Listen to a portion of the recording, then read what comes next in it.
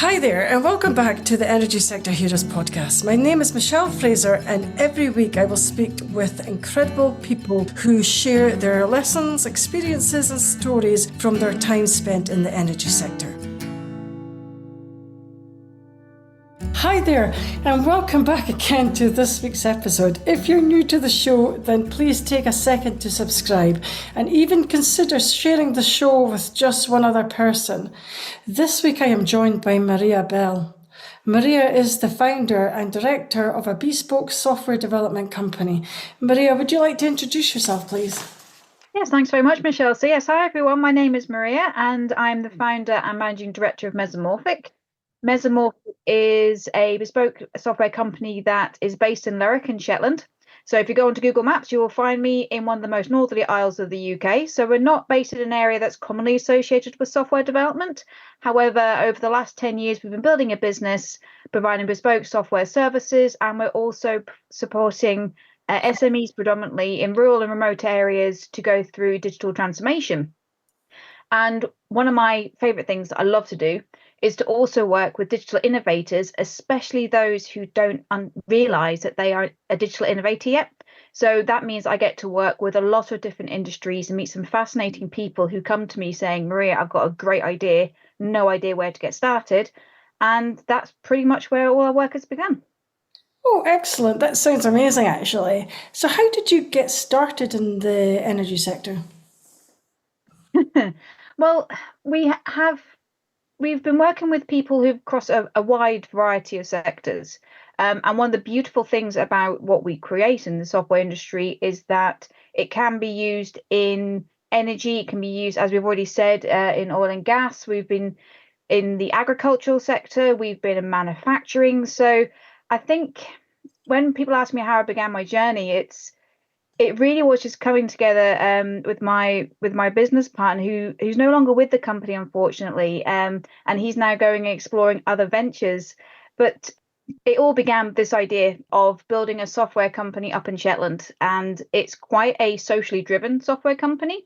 And that means that it really reflects in the people that we work with, which is why we tend to work with people who have got these fascinating ideas, but also have quite a high social impact, which is why the energy sector does appeal to us, because we do get some really interesting projects come our way through that. Okay, so did you find it quite hard to transition from working in the energy sector to owning your own business? Oh, right.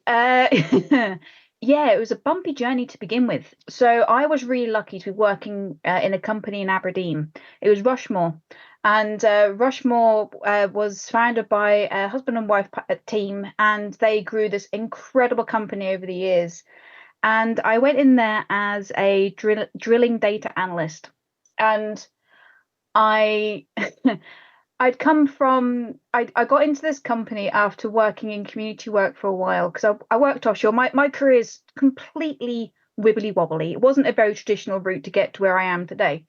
But long story short, I worked for this company called Rushmore, and I started to do a lot more data analysis work. And I learned a lot about benchmarking and different types of drilling technologies. But what I also found was I had a really good knack for problem solving. And whilst that's all well and good, I didn't really think, oh, that's going to be a natural way for me to go and move and starting up my own business. But I left Rushmore to go to a software company in Shetland called Kildrummy, and that was where I met my business partner. And it turned out that we had very similar ideas of where we wanted to go with our lives, the different things, the things that drove us. It's that social impact, that doing that things for good and working in an environment where it really fosters creativity. And again, I thought, yep, all well and good, no problems at all. And then the next thing I knew, after a few conversations, well, I say we, it was actually his son Finley and Barney that came up with the name of Mesomorphic. And I was supporting in the background, getting things started. And then I moved across to Mesomorphic in 2015. And yeah, from there, it just, I became a business. I ran a business, and there's still times today I think to myself, oh blimey, not too sure how that happened. I'm not too sure how 18-year-old Maria would feel about me running a business, but here I am. And some of it, getting your head around some parts of running the business was a challenge for me. It was becoming familiar with employment laws and the ins and outs of the finance. And whilst I've always been good with numbers and I can always see the patterns, actually applying that to growing a business, that takes a bit more of a different insight to that. And I've always been good at speaking with people, but I found out really, really quickly I had to really up my networking game. And there was a few learning curves with that one. I haven't made a complete idiot of myself, I'm glad to say, but there have been a couple of times I've gone away from meetings going, oh, probably shouldn't have said that, or oh God, I think I just made that, might have made a small booby there. But it's always been a learning curve, and I've found that actually everything that I have learned over the last 10 years, it's helped me support other entrepreneurs in starting their own businesses as well and coming up with their own ideas. That's why I really enjoy working with digital innovators, because I've gone through a lot of a lot of different ways of learning, and I know what works for me, what doesn't work for me, and it's sharing that and supporting other people to do that to do the same thing. It's turned out to be quite a really fun adventure, to be honest. Okay. So didn't you find it quite intimidating to leave a full-time job to start up and you're by yourself? Intimidating, no. Questioning my sanity at times, yes. But then I think anyone who goes through this entrepreneurial journey, they will often find themselves at one point or another going, oh, have I really done the right thing for this? But at the end of the day, you know in your gut whether you've got what it takes to be an entrepreneur. And what I've been really enjoying over the past few years is seeing entrepreneurship actually becoming an acknowledged career path. And there's a lot more support for people now than what there was, say, when I began 10 years back. But also, there's a lot more openness around the highs and the lows of starting your own business. And I think that's a really positive step forward. And I really look forward to seeing how that conversation evolves over the next few years. Okay. How do you know? Because you touched on that you knew that you would have really good entrepreneurship skills. How did you know that? I didn't learn it until about 8 years in, because to me, it's always been natural. But then when people started to say to me, oh, you've got quite an entrepreneurial mind, Maria, I'm like, hey, you are. And it turns out that the way that I think that problem solving, it's that looking at things in different angles, it's that opportunistic nature in me. I'm always looking to collaborate. I'm always, speaking with people. I love to learn new things. I'm not necessarily what you'd be labeled as an academic, but give me a subject to learn about, and I'm more than happy to go away and learn about it. And it's also just that it's that drive. It's going to sound really cheesy, but it sits in my gut, and it's just like I know this is what I really enjoy doing, and just I think yeah, that being told I had an entrepreneurial mindset a few years back was a bit of a light bulb moment. And it took me quite a few years actually to turn around and say, oh, yeah, I am an entrepreneur. And that's why I'm really excited that people are talking about it more, because I think we're going to start to see a lot more people take a shot. And it's not an easy life. There have been times I've been waking up at 3 o'clock in the morning, just having all these thoughts going through my head. And you have to learn how to cope with those types of situations, and everyone's approach is very, very different. But at the end of the day, if you've come up with an idea and you've got the drive and the grit to sit down and plan it out, and when I say plan out, I don't mean plan it down to the last minute detail, because I can tell you now the ideas you come up with are going to go through so many iterations and changes to get to a point where it's sustainable. But if you know that you've got a good idea, you've tested the market, you've done your research, you can see how it can become a money making business, give it a shot. And you don't have to quit your full-time job to become an entrepreneur. You can. I've worked with people who've done it side by side. Yes, it's knackering, but they wanted to test the ideas out before they made that commitment. And it is a commitment thing. And I think that's something that does need to be spoken about more. And I was speaking with a few entrepreneurs in Shetland about this, because it's funny enough, it is a question I get asked quite a lot. It's like, how do you know when you can take that leap from having a full-time job to doing this, because you're suddenly responsible for yourself, and then you start to grow and then you're responsible for other people, and that's a really big mind shift. And you, again, it's going to sound a bit cheesy, but you'll know when you're ready, because you'll know when you know, if that makes sense. Okay, but how do you test a market? How would you go about doing that?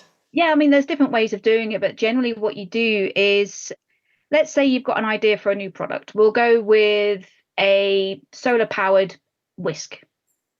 Yeah. And you know that there's a need for this because, well, I don't know why to have a solar powered whisk. Probably not the best idea, but either way, we'll stick with it. So you've got this idea for a new product, and you've woken up at 3 o'clock in the morning again, because why the heck not? And you've gone, right, this is the next new big thing. So then the first thing you would do is you would see if there's any products like this out on the market. And if you need to, it's not just a quick Google search for like 5 minutes and go, oh yeah, no one's done it. You have to do thorough research into seeing if anything like this exists. If there are things that are similar to what exists, but you know that you've made an improvement, then it's definitely worth sticking to and seeing if you can progress it forward. But there are quite a lot of services that are out there. I mean, especially in Scotland, we've got support services that will offer market research services, and there are different avenues you can explore. We've been very lucky as well. If you've got good relationships with the university, you're often looking for students who are looking for opportunities to try out the skills that they're learning in uni, and actually getting some of those life skills as well. Because market research, as I say, it's not just a 5 minute search on Google. There are lots of different techniques to find out whether the product you have is there. But going back to the original point, if you find that there is a gap in the market and you can show how your improvement makes value or adds value to that product, then it goes on from there. Excellent. But you were saying that it's not always easy. What is the hardest thing about running your own company? The points when it comes crashing around your ears. There are, when you start a business, you really hope it's going to be up and up and up and up and up. And there are, don't be wrong, there are some companies that have just gone from strength to strength to strength, and that's incredible to see. However, you have to be prepared for your company to grow, expand, and then contract, and repeat that on a cyclic nature.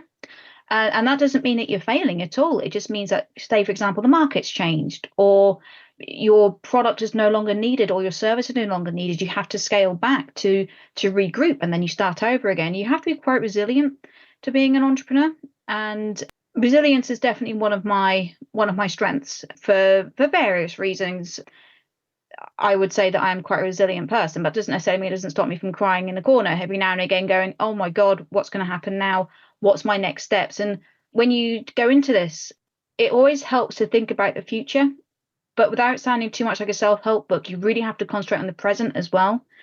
And it's that concentrating on the present. And when you are running your own business, you naturally have to look to the future, because that is where you are moving your company towards. But you really have to focus on what's happening now to get you to that next step. And that is sometimes where it can get a bit, you sometimes feel like you're split in two.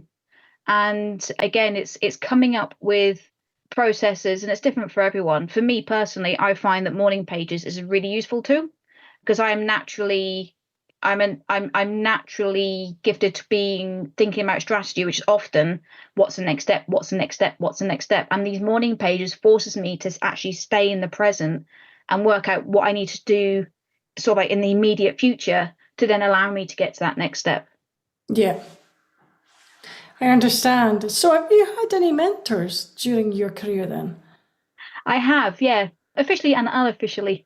And I have had some incredible friends who have just been utterly wonderful. And I mean, my previous business partner, he was a mentor for me for a while. I always admired how his brain worked. He has this way of seeing the big picture, and also was a very good planner. And when I say plan, I don't mean his life was like an organized, wonderful Google Calendar type organized, but he had a really good way of seeing the steps that needed to get to the next point. Mhm. Whereas another friend of mine, he nitpicks my ideas, because I'm this person that comes up and goes, oh, I've had a great idea. I want to pad it out. I want to see how it grows. And this pal, he will sit there. We'll have a cup of tea, sometimes a glass of wine, depending on how much my brains are going to get picked. And he will just pick holes in everything. And that's actually really valuable to me, because you always think that your idea is the best idea. And if I go and speak to my mum, for example, she'll go, oh, yeah, absolutely. I think that's a great idea too. And my mum is not the most reliable when it comes to nitpicking holes in my idea. So this is why I have this other pal who will sit and he will just, like I say, pick holes, and it's incredibly valuable. I've got another friend who has been a fantastic mentor for me. And that is one thing about mentors. I've used the word friend quite a lot, and I have been very lucky that I have surrounded myself with a tribe of people who are my friends, and they have mentored me in different ways. I would struggle to find one person that will do everything that I need. And I have got a wonderful coach, and she has been an absolute lifesaver the last few months. But even still, while she knows, all my inner darker secrets and my fears and my uh, occasional wave of, can I actually do this type mentality, she has been absolutely amazing, and she's helped me sort my thoughts out.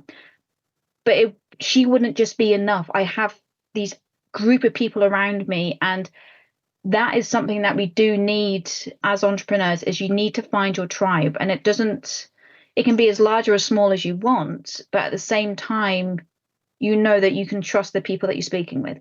Okay, is it really important to surround yourself with people who you trust? Yes, being an entrepreneur can be really, really lonely. And having a group of people around you, even if it's just to pull your head out of a funk, and make you sit down, have a cup of tea, and just talk to, is actually really valuable. And I'm not saying you have to talk to them about everything that's going on in your head, but getting someone to like change your thought process, like, oh, so what are you up to this weekend? Or, how's the swimming go? How are the hens? That is really, really important, because there is this risk that when you run your own business, it's all consuming. And that's not necessarily a bad thing. However, at the end of the day, you are not your business. You are you, and you are a representative of the business. And the business are separate entities. When you're running your own business, I made this mistake. The lines get very blurred. And you have to remember that you are two separate entities. Because at the end of the day, you are going to continue. And there is a chance that your business will go kaput. And if you end up only identifying yourself with that business, that's a really hard place to be. So yeah, surround yourself with friends. Yeah, I think so too. But how do you separate yourself? Because a lot of people, even just people who are maybe full-time employees or contractors or in any walk of life, some people they are their job. Hmm. Yeah, and like I say, I have been there, and I've come out the other side of that. It wasn't a good time for me. And what I do is I've got a group of friends that I go exercising with. I'm a musician. I crochet. I'm a mean crochet. I can do a very good blanket very, very quickly. It gets me out of my head. I have hobbies that just pulls me out, and that's been quite valuable for me. Okay. So you need to separate yourself from your job by having hobbies outside. Absolutely. Yeah. Is it really just as simple as that? I'm not going to say it's been simple. As I say, it's taken a lot of work for me to separate myself out from the business. And I've got Mesomorphic, but I've also got another business called Silicon Croft. So I've got two businesses on the go. And I support other people. I've got contracts with other groups. So yeah, there is a lot of my time spent in a work mode. So the times that I have for me, I hold on to them with both hands, and there is no negotiation around that. But that's why I've encouraged in both businesses that we have a very flexible working policy. And it's not a case of, and we're very lucky. And this is one of the cool things about being a founder, is you can set the policies for your company. And we've got this very flexible working policy. We've got a very flexible holiday policy, and it works. And it suits the personality of the business. And I'm not saying just having hobbies is the easiest way to separate yourself out, but it's something that we've found works really well for us. Okay, and that sounds amazing as well. I was going to ask you, have you had any disasters then? I think it depends on how you define disaster, really. There have been a few times when the market has completely changed overnight. I mean, lockdown was just utterly insane. One of the first things that went when lockdown kicked in was people's requirements for software subscriptions. So we had a couple of projects, which was a SaaS product, and there was an impact on them that had an impact on us. We had people who I remember getting a phone call from someone saying, "Oh, I need you to come fix my computer." I was like, "Oh, sorry, pal, I can't leave my house just now." And they did it, and it was just like a complete mind shift. And so that was quite a glitch. And when people leave the company, that can, even when it's all on good and mutual terms, that has an impact. And it takes a while for that ship to right in itself. Mm-hmm. And for other things, like I say, it really depends what you mean by disasters. Because to me, because I spend quite a lot of time traveling, a disaster for me could be the boat not sailing one night, or the planes getting delayed, because then that has an impact on the stuff that I had to do on the mainland. And whilst it might not sound like a big thing, if I miss a meeting that has been, planned, and it could be quite important for the business, yeah, okay, I can put it online, and that's not a problem. But it's that initial, oh God, okay, the boat's not going, what do we do next? And you have to put a different plan in place. That would be quite hard. It would. Yeah, it's one of the challenges about living on an island. But I think it would, because it's something that you couldn't even control. No. And as someone who is a recovering control freak and also a recovering perfectionist and people pleaser, learning about how to deal with things that you can't control, that was a janky part of my career sort of development. Because I felt like I had to control everything, and you cannot do that. And that's what I meant earlier on about, some parts of it have been quite bumpy, because it's having to change, and not having to change, but learn to work with how my brain works a lot better than what I did at that point. I think so too. I think it's hard to control everything. You can't control everything. It's just impossible. Mm-hmm. Yeah. So, because you work on multiple projects at the same time, how do you time manage? Some days are good, some days are bad. I will confess that just now. But I tend to use a Pomodoro technique quite a lot.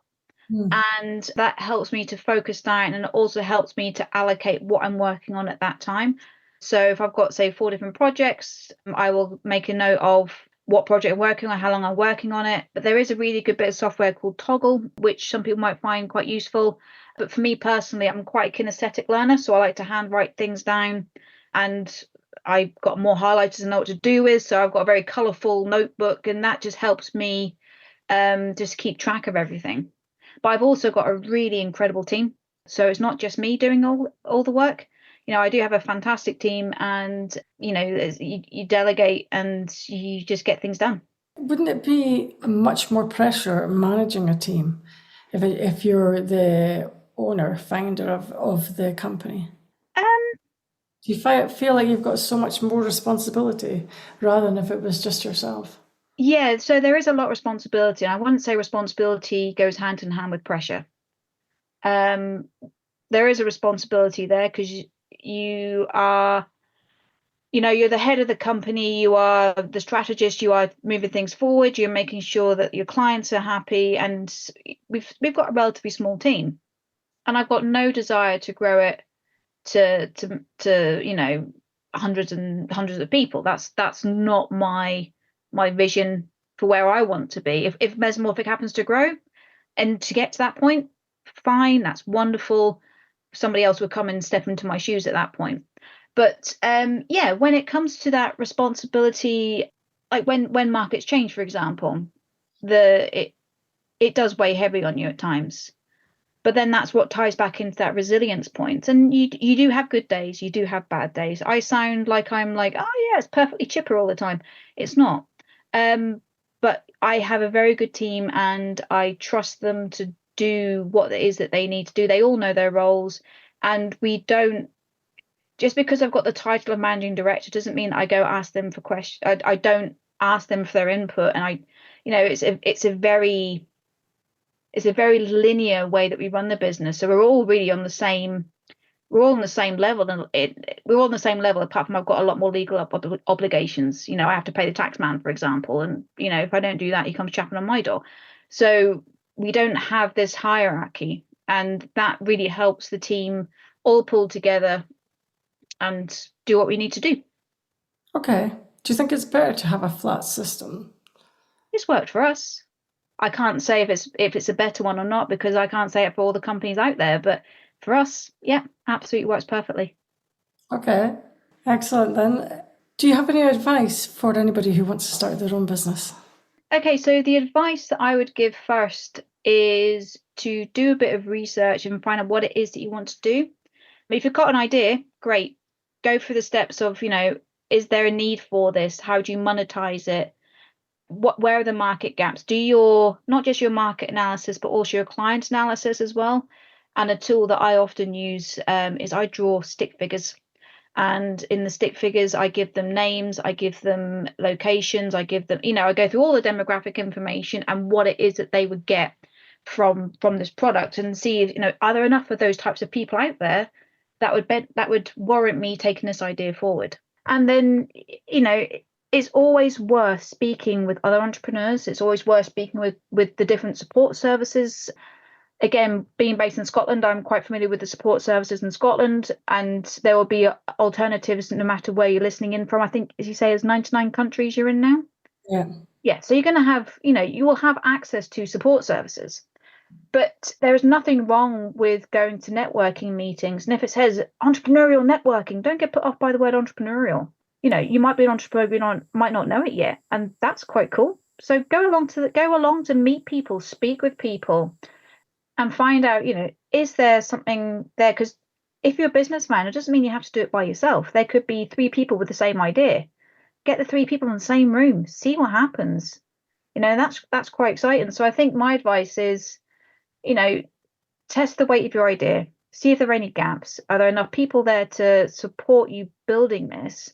And if there is, start building on those foundations. There are some really good books out there on entrepreneurship.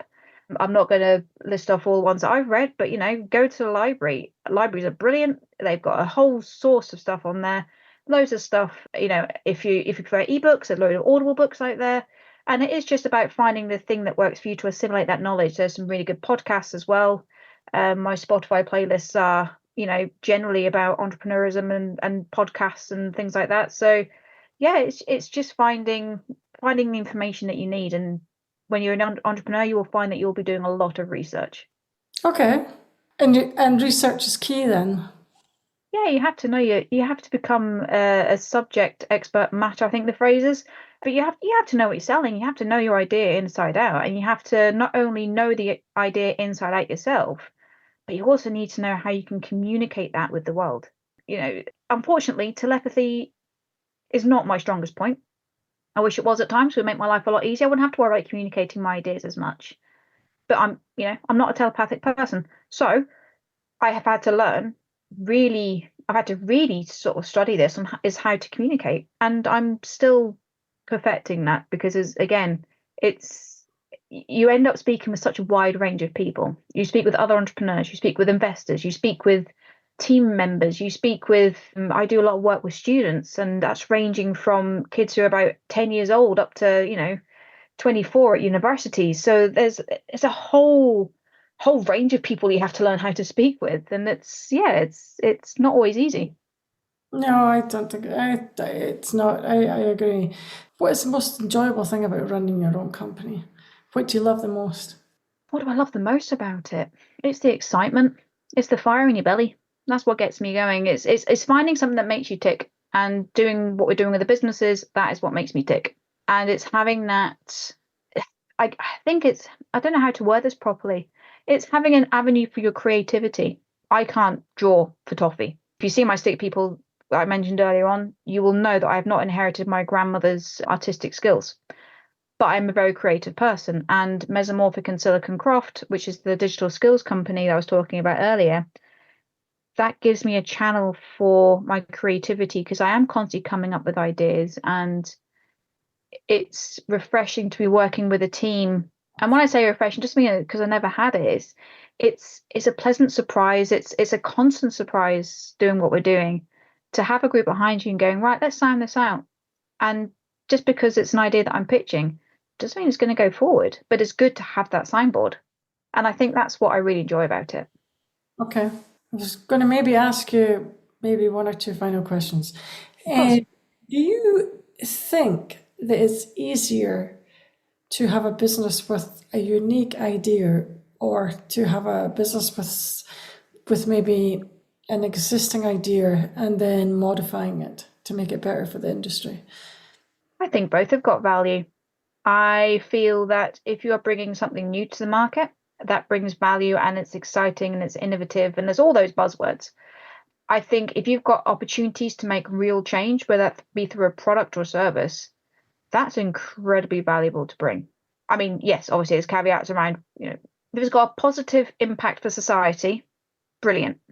But there's also nothing wrong with building on previous things. I mean, look how much computers have evolved over the last few years. Look how much cars have evolved. They've all been built on previous existing models and they've been slightly improved. Absolutely nothing wrong with that. And that's where you see this continuous improvement. And that's where we see the value of that improvement. And so that's why, I mean, I don't think it's one better than the other. They both have their place. I think so too, actually, and that's a really good and valuable answer. Okay, maybe one last question I ask this to everybody. If you were to turn back time, would you change anything? Yes, there would be a few things that I would have changed, but I only would have changed them now because I didn't realize at the time that I was making the wrong decision.